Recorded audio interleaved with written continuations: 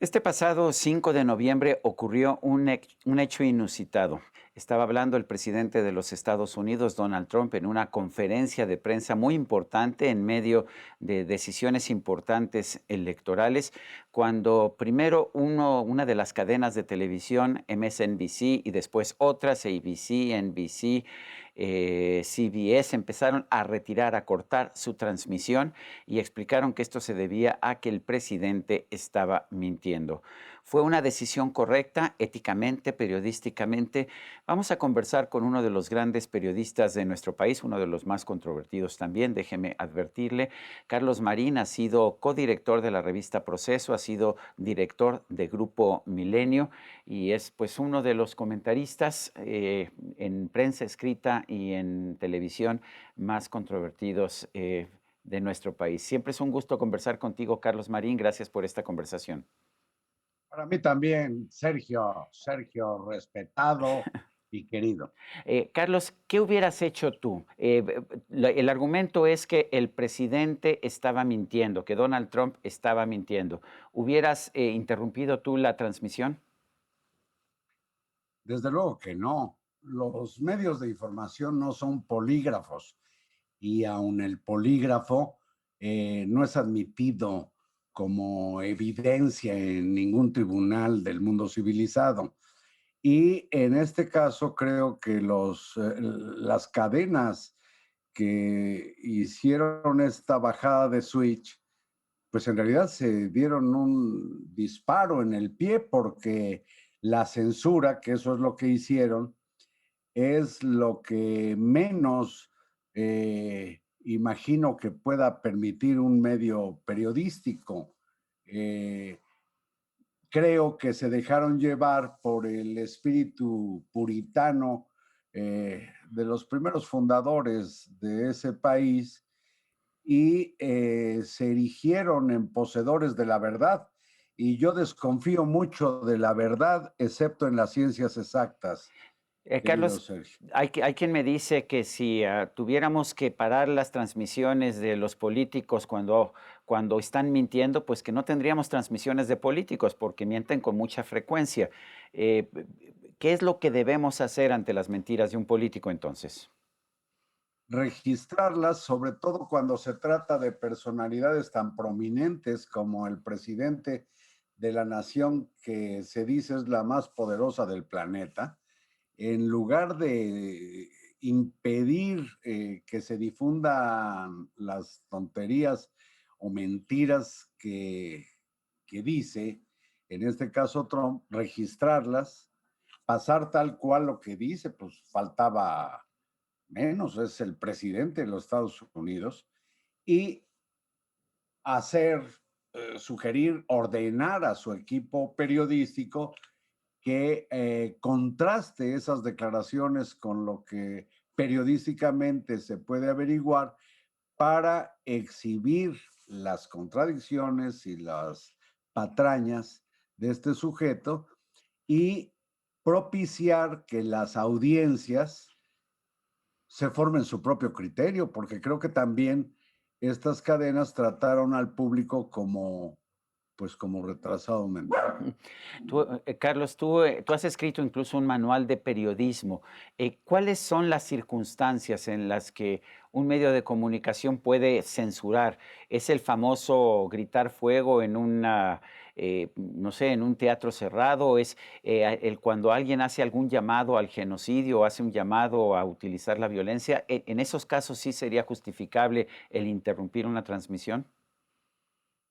Bueno, de eso sí estoy convencido. Los medios periodísticos no deben propalar nada que, digamos, violente la vida y la seguridad de su público.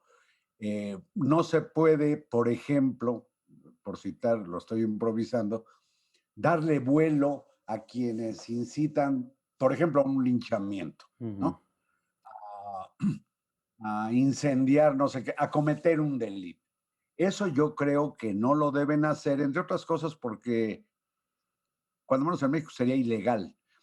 Pero en los Estados Unidos hay un caso célebre de un detenido en Ohio, miembro del Ku Klux Klan, en que el caso llegó hasta la Corte Suprema y creo que de manera muy sabia, eh, los magistrados o ministros de la Corte Suprema de los Estados Unidos resolvieron que ese sujeto tenía todo el derecho a propalar su mensaje de odio, porque castigarlo o, en este caso, censurarlo, dejaba indefensos inclusive a los odiados, que también tienen derecho de expresar. Mientras no se cometa un delito, cualquiera puede promover, por ejemplo, la pena de muerte, expresar, si se quiere, me voy al extremo, cuanta porquería le salga de la cabeza. Pero los medios no pueden jugar a algo así como ser poseedores de la verdad.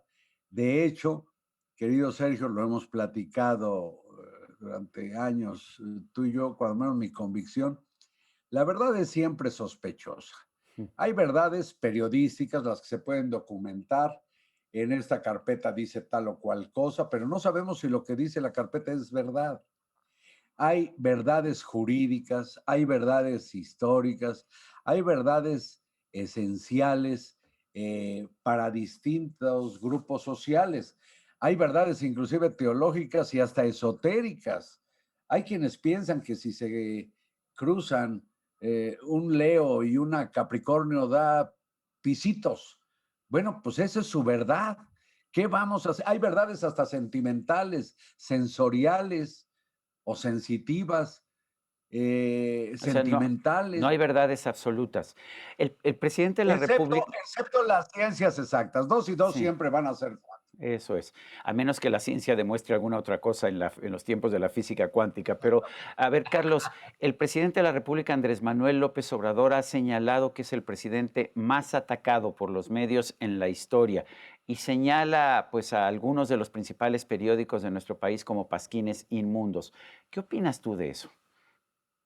No, me parece que es un desconocimiento del papel de los medios y también un desprecio a la madre de todas las libertades, que es la de expresión. Sin libertad de expresión, ninguna otra libertad, la que me pueda yo imaginar, podría prosperar.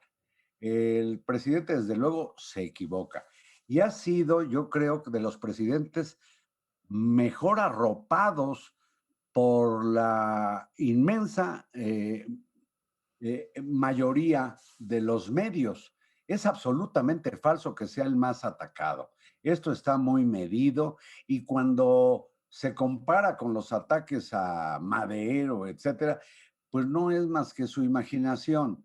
Yo creo que lo que hace es demonizar, satanizar al periodismo y se equivoca. Y se equivoca más cuando esgrime su derecho, dice, de réplica, porque hay una razón muy sencilla para saber que es una desmesura. Él no es igual a cualquier otro mexicano. Él es cabeza de las instituciones y tiene el poder más inmenso que se pueda imaginar uno en el país.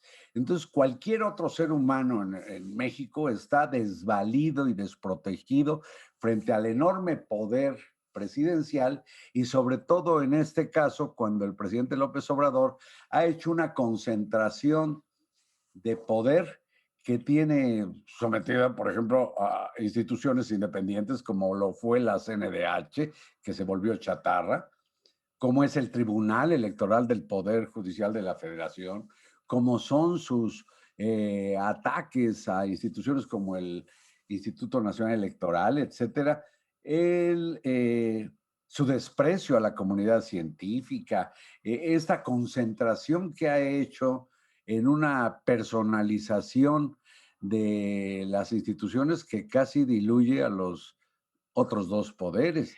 Entonces, en general, prensa, radio y televisión, que son los medios que más respetabilidad me merecen, eh, pues lo han tratado muy bien, porque de lo contrario, un día sí y otro también, le estarían señalando el titipuchal de errores que comete. ni se diga, por ejemplo, con su reticencia a reconocer, no oficialmente, sino cuando menos felicitar a John Biden por su indiscutible triunfo. Carlos, Es una vergüenza. en Perdón. en este tema de la felicitación, ¿qué pasó con Andrés Manuel López Obrador, que apenas en 2017 escribió un libro llamado Oye Trump, en que era muy crítico de las posiciones de Trump y ahora parece haberse acercado tanto al grado de que, pues, que no quiere felicitar al virtual ganador de las elecciones? ¿Qué pasó con López Obrador? ¿Qué lo cambió? Yo creo que no lo ha cambiado. Lo que pasa es que el presidente, por desgracia, tiene un desconocimiento profundo de muchos temas, entre otros de la diplomacia. Y por eso, ayer o antier llegó a hablar de que en algún momento reconocerá a John Biden. No, de acuerdo con la doctrina Estrada, México ni reconoce ni desconoce a ningún gobierno. Lo menos que puede hacer es felicitarlo porque sin duda ganó. Y con esto lo que hace, esgrimiendo que el respeto al derecho ajeno es la paz y no sé cuántas cosas que históricamente han sido muy elásticas, lo que está haciendo es eh, una intervención en las elecciones de los Estados Unidos, es intervencionismo por omisión, ya que digamos, su pretexto en realidad es afín a quienes ponen en duda el triunfo de John Biden. Y como él supone que Donald Trump es su amigo y además dice que ha sido una relación respetuosa, pues yo digo, qué barbaridad. No tengo la menor duda que eso piensa el presidente. Sí, ha cuestionado no solamente a medios nacionales, también ha acusado que medios internacionales como el New York Times, el Wall Street Journal, el Financial Times, la revista The Economist, el periódico El País, son todos parte de una conspiración y que deberían ofrecer disculpas al pueblo de México por haber apoyado a los gobiernos neoliberales. ¿Qué opinas? No, pues es un disparate total. Es como querer que ofrezca disculpas el rey de España o el gobierno español por la conquista o el Vaticano, que por cierto, creo que dejó ver por qué su resistencia a felicitar a Biden cuando recuerda una cosa que jamás pudo demostrar. El presidente López Obrador nunca ha sido víctima de un fraude electoral. Eso debe quedar muy claro, porque de nueva cuenta, hablaba yo de las verdades de las ciencias exactas y en el conteo de votos, sin la menor duda, tuvo más Felipe Calderón que él, pero le reprocha a España que haya reconocido o felicitado a Felipe Calderón y entiendo por eso, o me explico mejor, como rencor que ya se me hace muy polvoriento y entelarañado por la conquista de México, porque querido Sergio, ni tú ni yo ni nadie que viva en México fuimos conquistados y no queda más que asumir que tuvimos en general padres españoles, madres autóctonas o indígenas, y creo que sacar esas cuentas o esas deudas, lo único que reflejan es no asumir una realidad, porque con esa lógica, en el caso de las disculpas de España y el Vaticano, pues entonces imagínate lo que pasaría con la Virgen de Guadalupe.